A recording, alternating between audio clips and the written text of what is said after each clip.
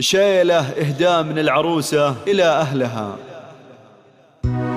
باسم أهلي ابتدي بالمدايح والجزال، واكتب أبيات القصايد على عز وفخر،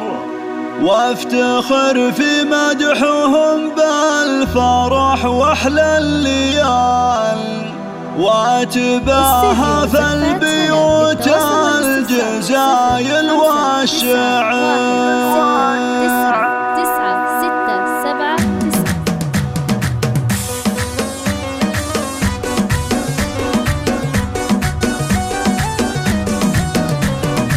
باسم أهلي ابتدي بالمدايح والجزال، واكتب أبيات القصايد على عز وفخر، وافتخر في مدحهم بالفرح واحلى الليال، واتباهى في البيوت الجزايل والشعر، واستدي في مدح ابويا شهر كرم الرجال الكريم النادر بطيب قلبه والخصال، كاسب الامداح والعز كله والسطر، صامل الوقفات دايم وشيال الثقال،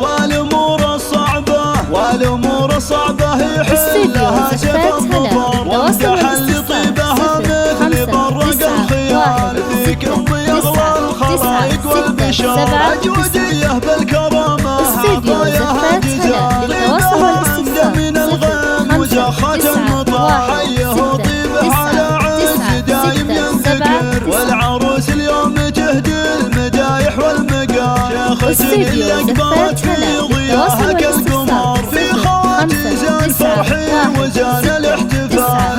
مدمرات الاصايل رفيعة القدر، اصيلة زينهم والغلا مثل الدرر، واعطي اخواني كبار المراجل والفعال، احزمي وقت الصعايب ودرعي والذخور، الرجال الدوم يحلون صعبة الليال، والختام الله يديم السعد والخير فال، يا عسى وافراحكم دايمه طول العمر، يا عسى وافراحكم دايمه طول العمر، يا عسى وافراحكم دايمه طول العمر.